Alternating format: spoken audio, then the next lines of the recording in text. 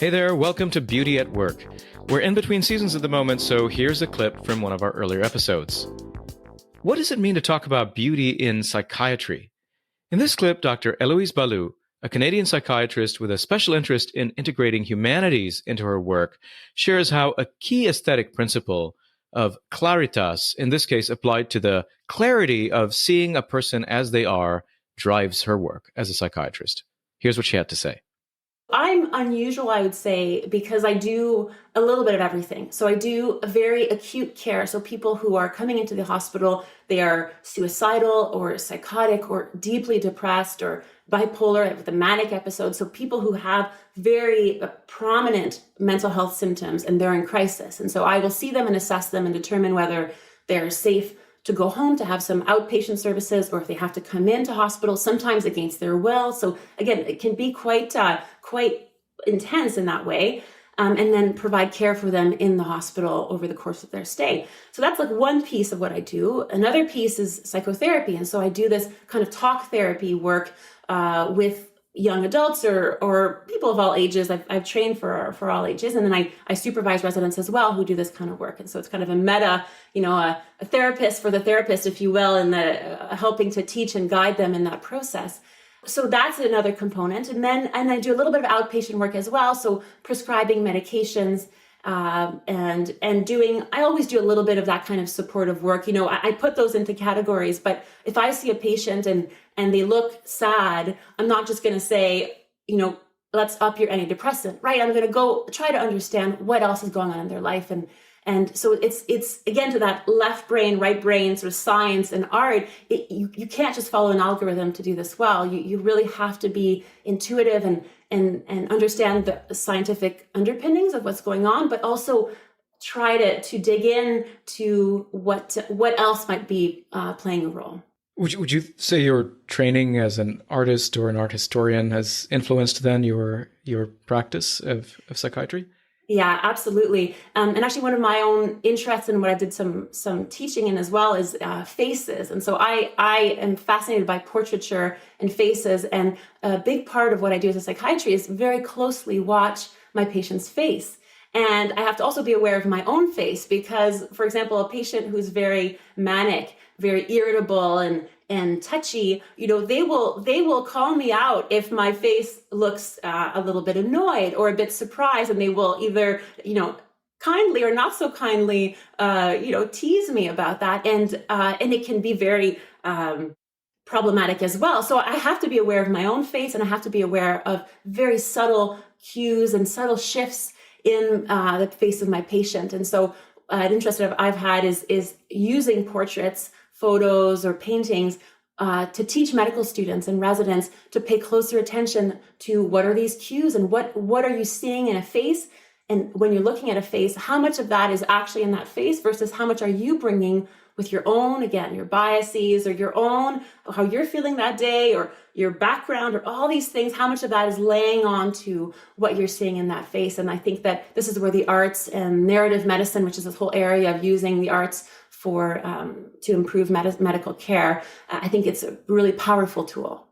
Wow, thank you. That's really, yeah. I mean, I think it's really vital. Tell me about. I want to ask you a couple of questions about beauty, and again, I think you've touched on this a little bit in your previous example of the father and the daughter. But what is an example of beauty that you encounter in your work, and maybe if there's another story that comes to mind that you would consider this is what makes this work beautiful? Sure. So it's interesting because we think of beauty in maybe more simplistic terms, right? Symmetry or aesthetics or, a beautiful sunset. And granted, those things are absolutely beautiful. But when I think in my patient work and what I find really striking in its beauty, I would say it's often in my work in the emergency room. And so an example would be, I often get patients who come in who have psychosis, often related to substance use. So they use things like methamphetamines or cocaine or really hard drugs that make them lose touch with reality. And they can become very aggressive, very paranoid, or very fearful. And so they when I see them again for the first time, they present in this very striking way, in a way sometimes I'm afraid for my safety, or they are afraid of me, let's say if they're very paranoid. And again, back to the smudging, it's very clouded. Like I don't get a sense of who they are. I don't feel like I know them as a person. But because it's a safety concern, we admit them to hospital. We keep them. Often they'll agree to take some medications, or the substances just wear off naturally. And then within a day or two, it's like the clouds clear, and I get to see who this person really is. And suddenly it's like I am meeting them for the first time. And I often tell them this. I say, I know we've met a couple times now, but I feel like I'm really meeting you for the first time today. And they agree, and they feel that suddenly we are two people who are, again, together in this space, as opposed to before I'm there, but I can't get a grasp of this other person. They're obscured by this mental illness. And in this case, luckily, a more temporary experience of that losing touch with reality. So to me, I love it when I see it, because it's also a sign of improvement. It means the person's getting better, and usually within a day or two, they're totally back to normal and they're back to their life, which is so hard to believe when you see them at first. You would not guess that it can flip. It doesn't always flip, but in this case, when it does flip so quickly, it makes me feel so hopeful. But also, I feel, again, I get to meet this person, and I get to see them as they are. And that, to me, the beauty is the humanity, is that true, unvarnished or not obscured, just like the clarity of the sun, right? You see that light, and that is I would say, the most beautiful thing about what I do. And I actually get to see it quite often.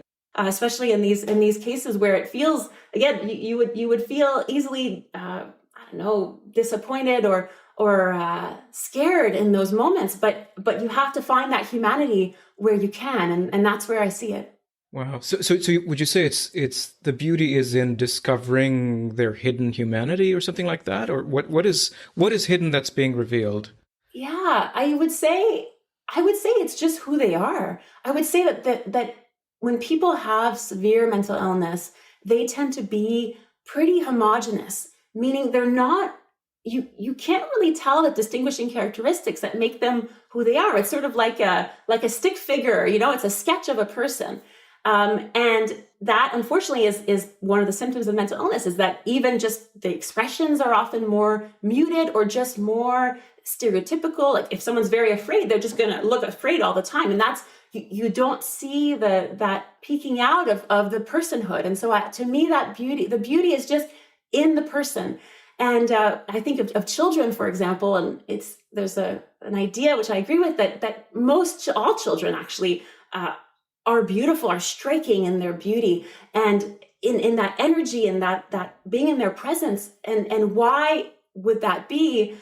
And I think part of it is because kids don't put on this act, right? They don't put on this polite show for how, and they're not trying to read you for how they're supposed to say, or what they're supposed to say, how they're supposed to act. They just kind of are. And to me, the most beautiful thing about people is when they just are however they are. And sometimes that means they might be angry, right? Or they might be sad, and people apologize when they cry or when they get angry. And I'm grateful that they are showing me exactly how they're feeling, and they're trusting me with their truest self. And that is the beauty for me. Wow. Yeah, I can relate to my mom. My mom's been living with schizophrenia for some 35, 36 years. And she was unmedicated for a number of years. And so, there are very rare moments where, she's functional for about 4 or 5 hours a day. And there are these occasional moments when we see the person behind the appearance, or I guess there are times where she asks questions that are like, oh wow, that's an original, that's her, like coming right through, and those are incredibly beautiful moments. And yeah, and you catch them, right? It's hard, because I can imagine it's hard to notice and pay attention to those moments when it's many more moments are not like that. Yeah, exactly. Yeah. There is a theme that we've been exploring with scientists along these lines, just in terms of understanding beauty as that hidden order or inner logic or something like that that's being revealed, right? So you get an insight into this is how things are. So beyond the beauty of pretty things or patterns and symmetries and so on that you'd mentioned, um, and it's really fascinating to see that connection. Even in psychiatry, just like in physics or biology, you do see this kind of insight into um, kind of the workings of reality. But in this case, you're what is being revealed to you, as it were, is a person, not just an atom or the mechanism, but the humanity of a person. It seems, no. Yeah, absolutely. And I think you wrote about the idea around Thomas Aquinas and his theories around beauty, where he mentions clarity, and that again, the clarity of the person and the coherence of the parts of who they are and how they fit, and the balance and symmetry of the unique way. It's like a snowflake, right? Like they are unique and yet universal, and that again, it's all these paradoxes. And so I agree with you that it's why would that hold together, even when we talk about a person? But it does, and you recognize it when you see it, and you recognize the absence of that when people are unwell. And when I see a patient and I'm wondering, do they, again, how concerned should I be? Do they need treatment? I try to seek out, am I seeing that clarity and that coherence and that balance in that person? Or is it confused? Is it muddied? And if it's muddied, that makes me worried. And that justifies in my mind, well, we have to keep looking. We have to do more treatment because they're not there yet. That crystallization, that clarity is not there yet. And then when it's there, I recognize it, the patient recognizes it, and that's how we know we're on the right track. So it's almost like a cue. Not that it's ever taught this way, to be clear. But that's why I think the beauty, this idea of looking at it as beauty, as almost a therapeutic marker and indicator, I think is extremely valuable. Wow. So let's talk about obstacles to beauty then. Are there challenges to encountering this beauty in your work? Yes, for sure. The biggest one is probably the nature of healthcare. I mean, I work in Canada, but I think it's the same everywhere. That there are pressures around time and money and all the things that make it hard to stop and be present. Because I think that noticing beauty requires a mindful kind of state where you're not trying to do something. You're not trying to solve a problem. You have to just pause and be with this person in this space. And you have to have in the back of your mind, of course, there's a goal, right? You're not going to sit there endlessly with no outcome in mind, but you have to hold that goal very lightly and be present and just kind of see what emerges. And I think again, the challenge is that everything conspires against that. Everything aligns to make us rush and focus on checklists and focus on the highest acuity risk. And if that's not met, then move on and let them languish to who knows what other mental health services they might have, which is often none, right? So I would say that I can get into that mind space where I want to, I know there's 10 other people waiting to see me. And so more time here means less time for them, or they're going to wait longer. And how do I balance the idea of being present while being efficient, while providing the care, even in the interaction, that it should be therapeutic to sit with me and be with me, even if I don't prescribe any medications, if nothing is different at the outcome, just being with me, I would hope, would have some positive effect. And I think when I'm at my, in my best state of mind and in the right situation, I think that can happen.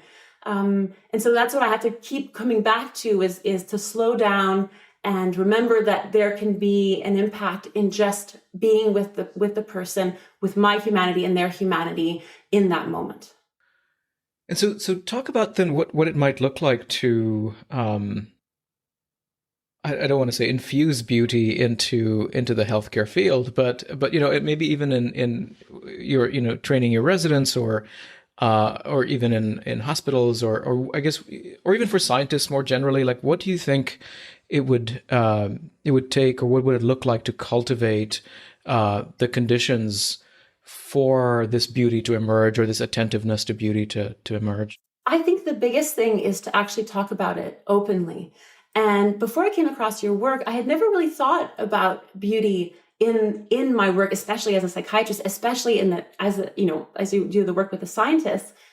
So I think that there's this bias of like beauty or brains, right? Either you focus on the aesthetics and then you're an artist, or you focus on logical science and then you're, rational scientist or a physician. And so I think that saying and being very overt about it, it's not a dirty word to say that looking for beauty in your work is necessary. And I actually think, to the point about burnout with physicians in particular, the stressors I was mentioning earlier, the time pressure and feeling that I'm sort of unable to make everyone happy and inevitably gonna have to cut corners that I wish I didn't have to. I think that by valuing in myself that I need moments of beauty in my work to continue to do this work, right? And to teach that to my trainees as well, that if you are in an environment, either in your personal life or in your professional life, that you can't see that beauty and you can't stop and make space for it, then something has to change. And whether that means you getting your own, taking some time off, getting therapy. I mean, I myself have been in therapy for many years, and I think for most physicians and most people, if they're open to it, I think it would help them. So to work on your own inner life, but then to tell clinicians and scientists that yes, beauty is important. You're not wrong. You don't have to hide it. You don't have to feel sheepish about it. Like, this is as important as the science that you do, is recognizing that you need beauty and you need meaning, and that they are not mutually exclusive. Beauty at Work is brought to you by Templeton Religion Trust. If you enjoyed this clip, go check out the full episode.